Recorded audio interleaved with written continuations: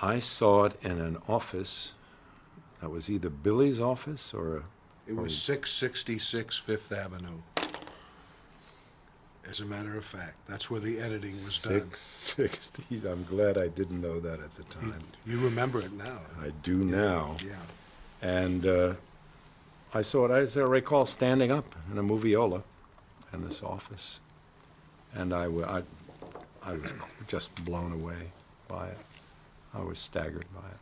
I thought it was so glorious. I wanted to pick up the phone immediately and call Leo Greenfield, who was head of distribution, and say, Leo, going to give the big picture up to then was The Godfather. Going to give this a Godfather distribution pattern, aren't you? Of course, yes, certainly. He thought I was raving mad, but I had just seen the film. I thought, and I may have been wrong, that the scene from the novel between Kinderman and Dyer accomplished that, so that without understanding it, you knew Dyer now is Karras. Karras really lives on forever. This relationship that Karras had with Kinderman lives now through Father Dyer. And everything, God's in his heaven, all is right with the world. Right? Maybe it didn't, but that was the intention, and that's something I think that the film could use. I think you're right to this extent. I think what we should probably do with this new version is have you come on at the end and say to the audience, this film's not a downer, folks. This is not a downer. I'm ready. Okay. And Dyer lives on. My feeling, even though I just got through a lengthy, which will probably be cut, explanation of interpretation and where I varied from the written text, all of that gets put aside, I think, because what I really was feeling was we're trying to tell the audience this very thing that you're saying. Yeah. And my feeling was, if they don't know, what are they doing in the theater? If they can't take a joke, then the hell with them. No, but my feeling was because this relates to certain other cuts in the film.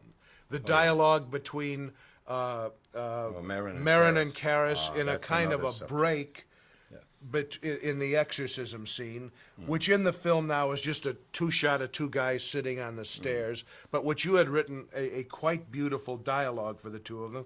But my feeling was that was explaining to the audience how they should feel about this experience, telling them what this is about, which always seemed to me to be inherent in the story that you wrote.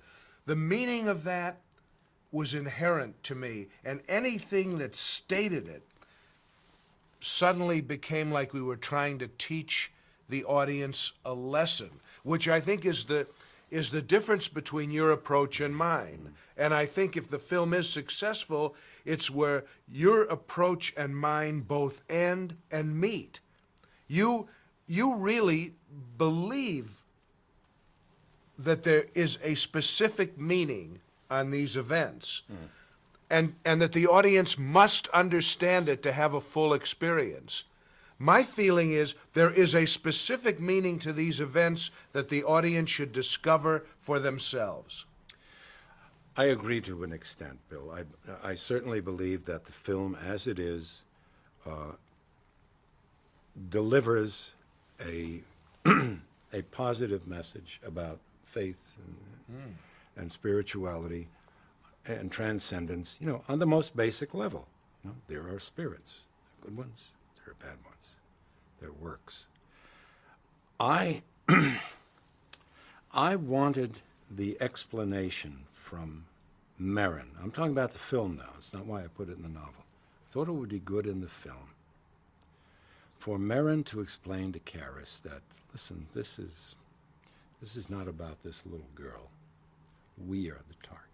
Yeah. Everyone in this house. And the object is to make us despair of our humanity, to feel that we are vile, putrescent, bestial creatures, and that even if there were a God, he could not possibly love us. Now, while I feel that is absolutely true, it on a theological level, it also has a dramatic function, I think, Bill, and it's this.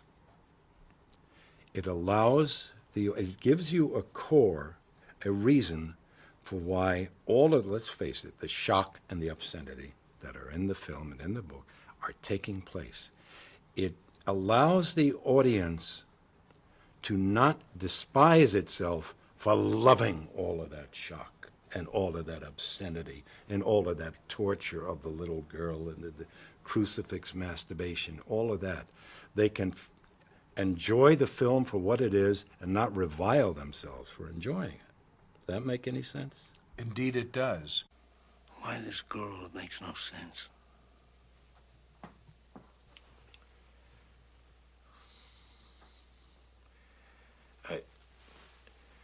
I think that the point is to make us despair.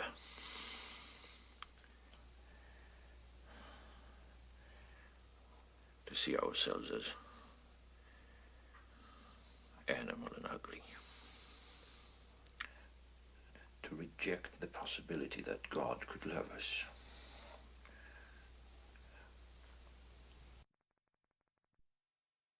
Put to mind the anecdote of the French Impressionist painter Bonnard, who in his later years, after his works had already hung in the Louvre in his lifetime, was arrested in the Louvre with a little palette and a little brush, standing in front of one of his paintings and touching it up. And he was immediately grabbed by security guards who said, "What are you doing?" And he said, "I am Bonnard, but I'm Bonnard." They said, "The painting is in the Louvre. It's finished."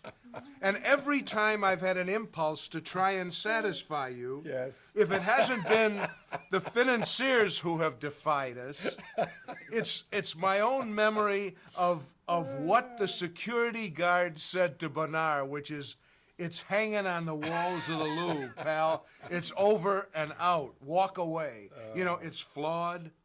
It will never be perfect in your mind or perhaps my own, although I have to admit, if I can take myself out of, my own contribution, having seen it recently, I honestly feel it is as close to a perfect film as you can make. Well, it has the same impact today. I've heard that from many sources. But I'm just thinking about how it's the story. Oh, the craft, The sure. story and how it's realized. The cast, which I think embodies the characters they're playing. You can't get better than that. People actually believed what they saw on the screen. Some of them maybe had a different interpretation of that. That's always bothered you. I've always rejoiced in it, frankly, that everyone who sees it has a completely different interpretation of what they've seen. I don't want them to think the devil won. I just don't. Well,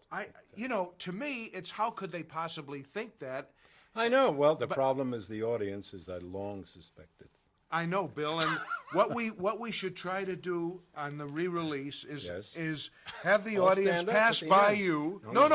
No one gets in the theater until you've questioned their veracity, Bill, until you've questioned their philosophy. It doesn't work. I've been on a million talk shows that explained everything to everybody, and they don't hear it.